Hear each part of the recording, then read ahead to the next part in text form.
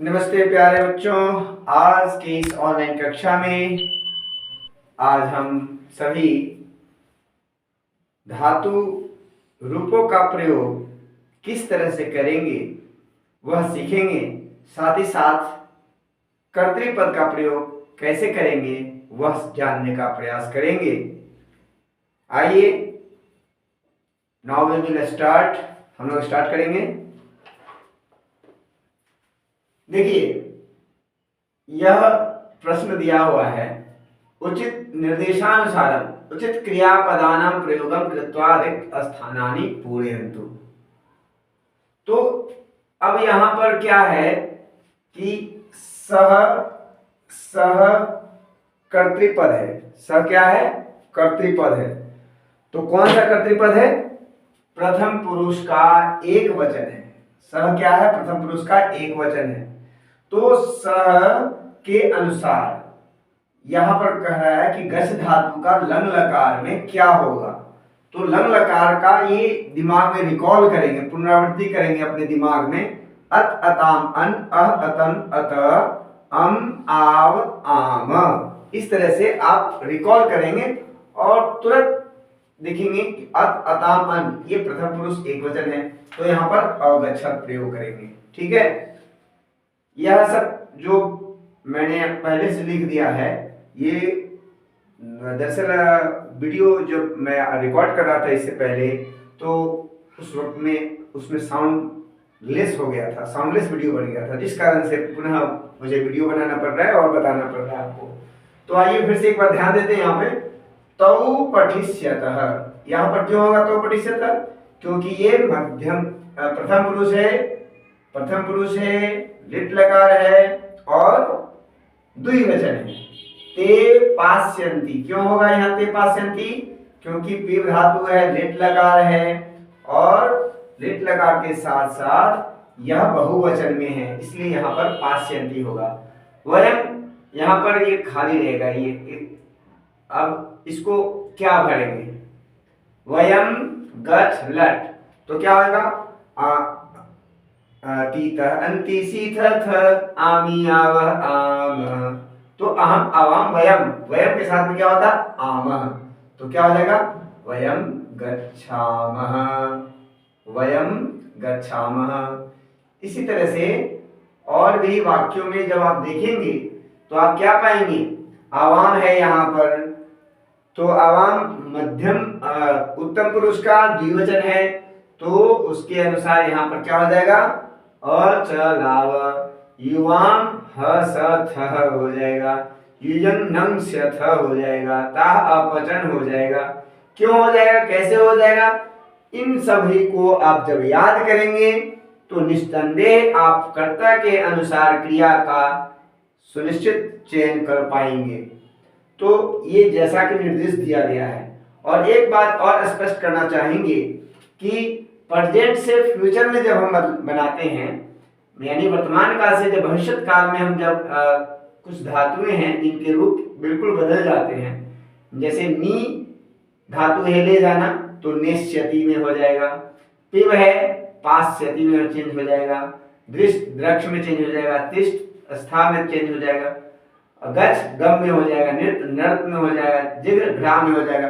तो इस तरह से आपको इन धातुओं को विशेषकर याद कर लेना होगा।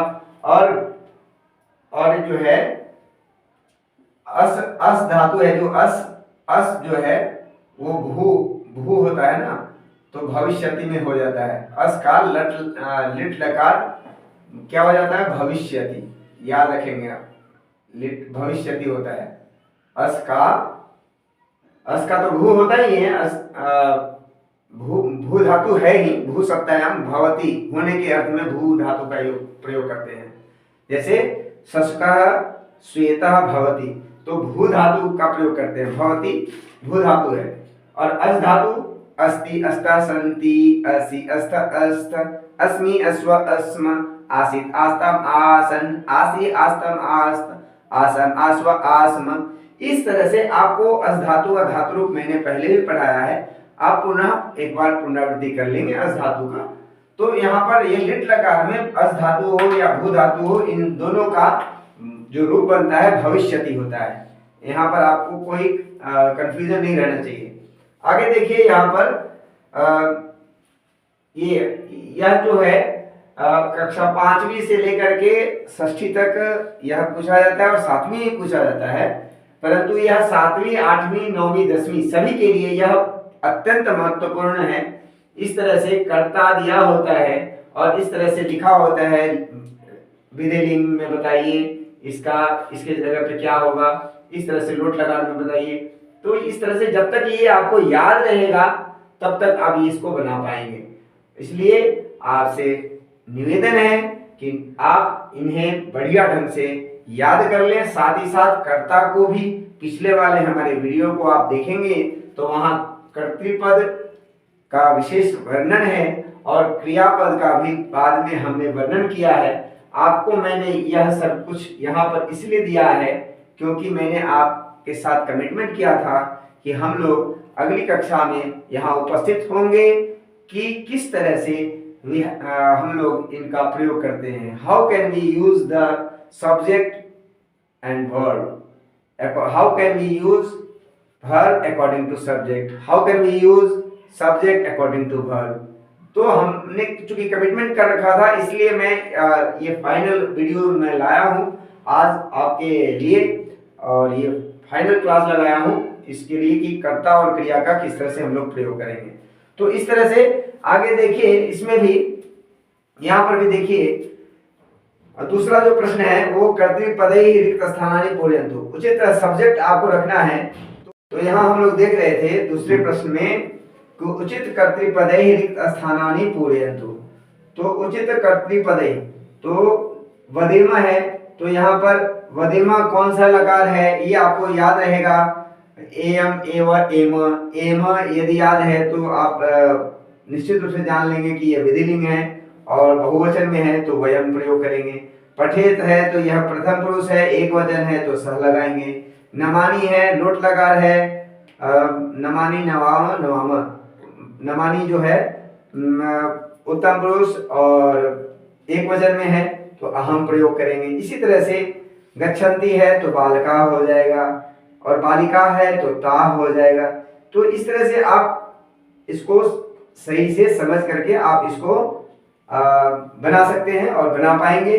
और इस तरह का ये जो क्वेश्चन है ये बहुत ही इम्पोर्टेंट है, यह प्रायः पूछा गया है परीक्षा में और इस तरह के प्रश्न आएंगे। तो यदि आपके पास में डेप्थ नॉलेज है इन लकारों का और कर्तृपदों का तो निश्चित रूप से आप इन्हें बना पाएंगे, अन्यथा आपके 10 अंक छूट जाएंगे। अतः आपके 10 अंक ना छूटें इसलिए आप सभी से रिक्वेस्ट है, नम्र निवेदन है कि आप इनका अभ्यास करें। आज की कक्षा हम यहीं समाप्त करते हैं, तब तक के लिए फिर अगली कक्षा में हम लोग मिलेंगे। धन्यवाद।